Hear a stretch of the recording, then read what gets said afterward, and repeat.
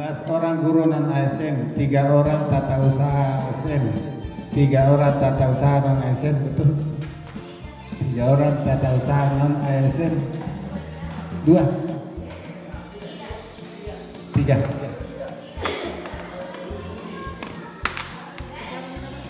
Gak ada di sini. 2. 1 orang cleaning service, nggak ada ini. Yang kami hormati, kami muliakan kakak saya yang di sebelah kanan, Ibu Haja Rohani. Insya Allah saya akan berikan dulu kesempatan dan permohonan kiranya Ibu Haja memberikan arahan kepada kita seluruhnya. Kepada Ibu kami persilakan dengan hormat.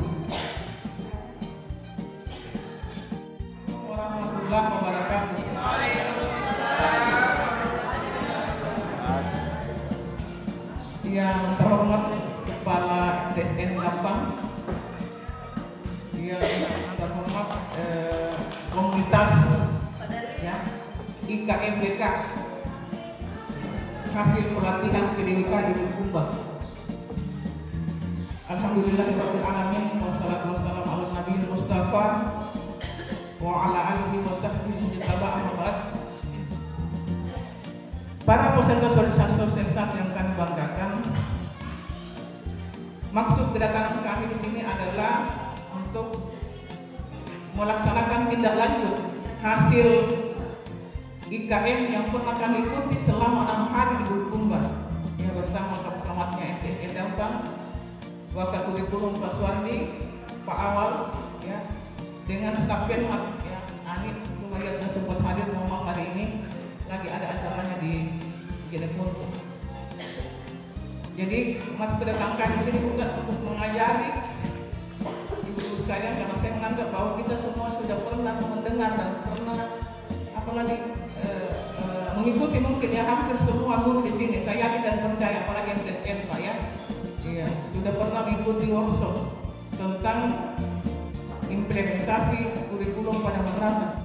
Ini IKM itu berdasarkan KMA ya, ini keluar ini ada keputusan Menteri Agama nomor 347 tahun 2022. Itu harus ada dasarnya Bapak Ibu sekalian ya, jangan sampai bilang si Iman itu ambil ibu, pokoknya harus di atas. Jadi mohon maaf saya Pak Pengawas Madrasah ya, yang bidang saya 20 madrasah di Kabupaten Bantaeng ya, termasuk dulu Pak Arif, tapi sekarang sudah mutasi di MTSN. Ya saya lama bersama beliau. Ya bersama beliau. Ya begitulah dinamika hidup Pak Arif. Kadang-kadang kita di atas, kadang juga di bawah. Di keluarga juga begitu. Kadang kita di atas, kadang kita di bawah. Ya begitu. Nah itu. Jadi santai pakai Pak Arif. Dunia ini tidak apa ya? Tidak selebar dari daun kelor. Jalan misalnya, jalani prosesnya dengan baik dan penuh semangat ya. Semangat. Ada dinamika hidup. Ya. Baik. Lihat lagi. Jadi tadi kenapa IKM itu muncul? Ada dasarnya Pak ya. IKM itu berdasarkan KMA 347 tahun 2022. Ini keputusan Menteri Agama, sehingga diharapkan diimplementasikan kurikulum merdeka. Ada yang bisa berkomentar Bu, apa itu merdeka? Bebas. Apa yang bebas? Belajarnya. Belajarnya? Iya oke. Apa lagi yang bebas ini? Mengajar. Mengajar Pak. Jadi biar di tempat rekreasi. Perasaannya bebas. Tidak ada yang mengajar ya, kita. Iya. Jangan karena semua bebas, ya semua dibebasi juga. Yang di tempat-tempat yang tidak wajar untuk belajar, kita juga ini ya. Jadi ini maksudnya apalagi diapresiasikan sebagai sebuah apalagi masalah yang harus dikondisikan juga tempatnya ya. Menurut Bapak dan Ibu, kenapa kurikulum itu senantiasa berubah? Ada yang bisa memberikan komentar? Kenapa selalu berubah? Iya, ya, kalau menurut pendapat kami, kurikulum itu Kurikulum itu pasti mengalami perubahan karena disesuaikan dengan kondisi dan situasi dari pendidik maupun anak didik tersebut. Taruhlah misalnya contoh pada zaman dulu tentu kurikulumnya beda dengan sekarang, ya. Apalagi era digital, semua itu yang membuat ada perubahan-perubahan dari dari dulu sampai sekarang, sehingga perlu ada update seperti itu. Ya bagus sekali. Saya kira sudah masuk mau tanya semua di situ. Ada yang lain bisa berkomentar? Ya.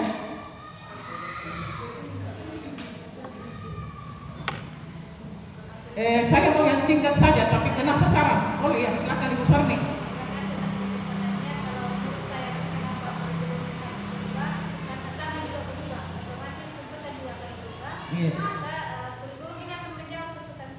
Iya, mindset juga berubah ya, pola pikir juga harus berubah. Kira-kira saya tanya ke Bapak Ibu sekalian, dalam proses pembelajaran Bapak Ibu sekalian di action di lapangan di siswa, adakah kira-kira yang kita lihat perubahan yang signifikan terjadi pada saat kita mengajar? Banyak, contohnya? Sekarang kan zaman digital, kalau dulunya anak-anak hanya belajar sebagai center pengetahuannya, sekarang bisa berubah. Anak-anak bisa belajar dari berbagai hal, bukan hanya guru yang menjadi pemberi pembelajaran, tapi lingkungan dan sekitar semuanya. Bagus, tempo dulu. Jadi dikondisikan dengan apa lagi ya, zaman yang ada. Ya, apalagi sekarang merdeka ya. Sekarang itu penanaman nilai-nilai yang banyak Bapak Ibu sekalian kepada siswa. Bukan hanya knowledge, ya, pengetahuan, tapi attitude, sikap, ya, dan skill, keterampilan. Itu. Kalau dulu mungkin knowledge-nya yang banyak, pengetahuannya ya, tetapi sekarang itu adalah penanaman nilai-nilai. Ya, apalagi ada PP5RA. Dan itu ada materi khusus Pak ya, nanti di. Nah, ini seperti tadi yang kita katakan, dunia sudah berubah. Dulu zaman manual, sekarang zaman metik. Dulu Bu ada kita kenal education 1.0 yang zero. Ini pendidikannya, proses pembelajarannya hanya berpusat pada guru, teacher center. Maksudnya begini, guru yang lebih banyak berbicara, guru yang lebih banyak memberikan ilmu pengetahuan kepada siswa atau transfer. Ini seakan-akan kita suapin anak-anak. Ini di era 1.0, 0 ya. 1+0. Tidak ada feedback di antara siswa dan guru. Ini di 1.0. Ya, pokoknya pusatnya itu pembelajaran, pelaksanaan pembelajaran itu ada semua sama guru. Jadi guru siswa hanya datang, duduk, diam dan pulang, selesai. Itu di era 1.0. Nah, selanjutnya ada perkembangan lagi, kita berada pada era education ya 2.0. Di situ sudah ada interaksi. Di situ sudah ada feedback, timbal balik antara guru dan siswa. Itu dulu. Jangan sampai kita mengatakan apa itu yang bilang era 1.0 ya, itu maka saya jelaskan sedikit. Ini gambaran saya. Seandainya punya kita waktu semuanya yang seperti ini harus memberikan pemahaman kepada guru. Iya. Karena kalau kita tidak paham Bu, bagaimana kita mengekstern di lapangan dengan baik? Bagaimana kita mempelajari anaknya orang sementara kita tidak paham? Sama juga membuat modul ajar. Sekarang kan modul ajar itu semuanya sama dengan RPP, jangan kita terkecoh dengan istilah. RPP itu sama dengan modul ajar. Itu sama nih Bapak Ibu sekalian. Hanya beda redaksinya tapi tujuannya sama. Jadi di K13 dulu ada namanya RPP, sekarang di kurikulum Merdeka adalah modul ajar. Guru kalau sudah membuat modul ajar 1 tahun selesai Pak. Enak di tidurnya itu. Yang menurut Pak Kasim, penjelasannya di Bulukumba, dia bilang, saya guru kalau sudah membuat modul ajar aku boleh dipanggil. Karena ada semua di situ, cuma tinggal pemahaman, analisa apa yang kita sudah buat, jangan sampai hanya administrasinya saja yang bagus. Sementara kita tidak bisa action di lapangan, memindah ilmu itu kepada siswa kita. Nah itu. Gitu. Makanya saya sedikit memberikan pemahaman yang benar. Nah itu era titik 2.0 itu sudah ada teacher dengan student itu sudah ada timbal balik, sudah ada semuanya aktif ya, siswa aktif, gurunya juga aktif. Di era education 3.0 adalah era di mana kita guru sebagai fasilitator. Nah itu 15 semua siswa yang menjelaskan Bapak Ibu sekalian ya, di depannya siswa sampai 5 menit masuki assalamualaikum, baca doa ya. Tetap ada begitu di kurikulum Merdeka, tetap ada. Saya tanya di kondisinya siswa, kalau ada yang terlambat yang tidak bisa langsung dipukul anaknya orang tua, tidak berlaku itu. Ada undang-undang perlindungan anak. Ditanya dulu siswa, kenapa kita terlambat? Artinya kita ini sebagai seorang fasilitator mendidik dengan hati dan kasih sayang kepada siswa. Iya, jangan sampai kasihan ada mamanya sakit atau neneknya sakit atau tantenya sakit. Ya, biasa ada guru Pak, apalagi pernah guru nek tuh ngajar, kurang sabar kita mau laki-laki. Tambah-tambah pentunaknya punah, saya terlambat kok. Tunggu dulu. Harus ada pendekatan individualistis kepada anak. Nah, itu di era 3.0 sudah bagus. Ya. Kenapa kita terlambat? Kalau bisa sapu-sapu tuan anaknya. Saya Bapak Ibu sekalian waktu mengajar, sapu-sapu luna juga anak guru-guru ya. Semakin dia nakal, semakin saya sapu-sapu luna. Kenapa kina? Saya tinggal pilih dari kubu. Kenapa nenek tak? Tidak ada penuh temani. Nah saya jalan kaki ya. Kenapa jalan kaki nak? Tidak ada uang kubu. Sekarang di bendahara bos tolong kasih uang supaya besok tidak lagi kasih. Begitu. Artinya kita yang mengajar dengan hati dan kasih sayang ya. Jangan dibilang kau mentor atau mentor macam video mentor kau tidak bisa. Tidak bisa guru ada kata-kata begitu Bapak Ibu sekalian. Gitu. Jadi kita ini sebagai fasilitator, ya, memberikan motivasi, memberikan semangat kepada anak didik kita supaya ilmu yang kita terapkan itu dia bisa cermati, bisa dia pahami dan dia tidak dilaksanakan dalam kehidupan sehari-hari. Karena anak itu mencontoh dari kita, guru itu digugu dan ditiru dalam segala aspek ya. Kompetensi pedagogik ya, kompetensi sosial, kompetensi kepribadian, dan kompetensi profesi kita sebagai seorang guru. Tibalah saatnya kita berada pada pembelajaran 4.0. Iya, bagaimana siswa bisa berkreasi, bagaimana guru bisa membuat inovasi pembelajaran. One teacher, one innovation ya. Satu guru, satu inovasi sudah luar biasa Bapak Ibu sekalian. Iya, ini yang motonya Pak Bupati ini di Diknas saya ambil ini, one teacher, one innovation. Satu guru, satu inovasi. Mari kita buat inovasi pembelajaran Bapak Ibu sekalian, apalagi ini guru-guru bidang studi umum ya. Luar biasa, guru-guru bidang studi agama juga bisa belajar ya. Saling membagi pengalaman. Itu. Membuat video pembelajaran ya. Iya. Yang membuat anak-anak bisa menarik, yang merangsang anak-anak itu untuk membelajarkan dirinya dengan baik. Assalamualaikum warahmatullahi wabarakatuh. Untuk sesi ketiga ini, mohon kiranya masing-masing laptop dibuka dan membuka satu masing-masing modul ajar bidang studi masing-masing. Iya. Modul ajar secara intinya itu hanya memuat 4 poin. Yang pertama identitas. Identitas ini ada 2. Pertama identitas madrasah yang ada di dalamnya termasuk bidang studi. Kemudian yang kedua identitas guru yang bersangkutan. Nama, NIP, dan bisa ditambah pangkat dan sebagainya, pangkat golongan. Jadi itu identitas, tidak itu saja, artinya bisa dikembangkan di bagian identitasnya.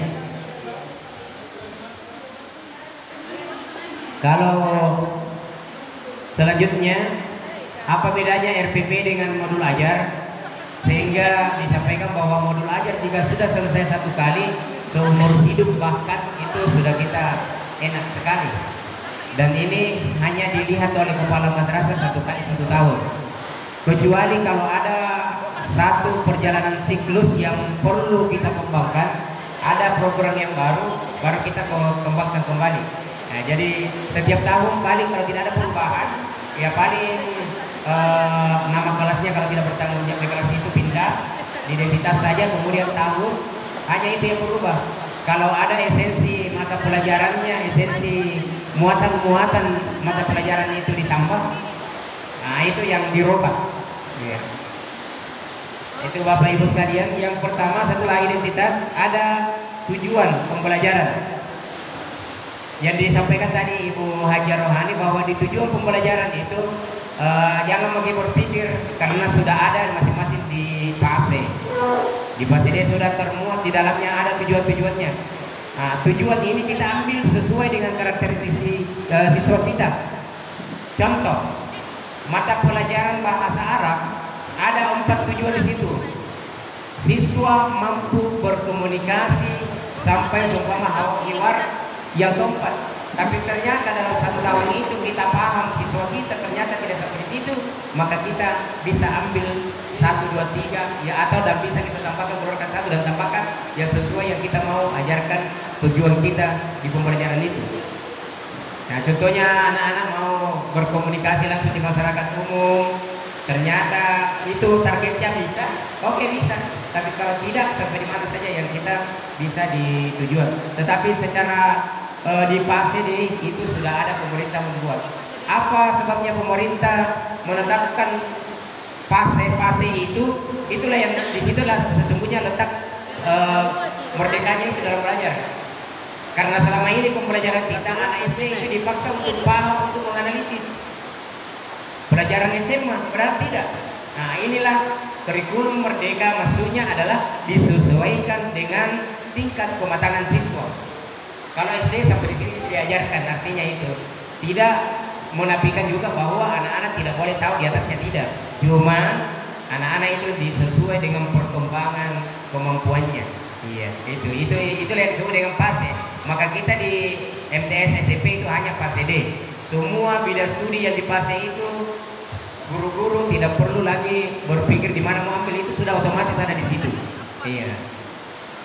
Kemudian setelah di tujuan pembelajaran ada kegiatan pembelajaran. Nah, di kegiatan ini kita lihat apa yang kita lakukan. Ya, apa yang kita lakukan. Insya Allah ini kita tampilkan satu. Kemudian setelah kegiatan pembelajaran kita rumuskan, masuk nih di perencanaan asesmen yang rumit. Bapak Ibu, inilah di asesmen. Kenapa? Di asesmen ada 3 poin yang kita harus masukkan. Insya Allah kalau sudah kurikulum merdeka, insya Allah KSM juga akan mudah. Kenapa? Karena semua bidang studi sudah berkolaborasi. Insya Allah sebentar kita akan ramu setelah Bapak Ibu membuat modul ajarnya masing-masing, maka kita lagi dulu bersama dengan kurikulum. Nah, dan kurikulum yang membuat nanti sesuai dengan roster bidang studi apa yang berkolaborasi di dalam proyek nanti. Contoh, Al-Quran Hadis, Akidah Akhlak, Bahasa Arab, Matematika, IPA, umpama berkolaborasi dalam satu topik. Apa topiknya? Itulah yang ditujukan topiknya, kita tentukan topiknya di proyek itu. Itulah yang semua siswa diarahkan di kelas di hari Sabtu itu. Tidak ada proses pembelajaran di kelas, semua di luar. Nah, semua bidang studi yang berkolaborasi beberapa ini di proyek itu mengamati semua siswa, dan bukan hanya satu yang menilai. Oh, saya di matematika bidang mana yang saya mau nilai, IPA di mananya, fikih, prosedurnya taharah, umpama SKI di sejarah sudah paham semua. Nah, itulah berkolaborasi, makanya itu yang diambil 30% dari muatan kurikulum yang ada.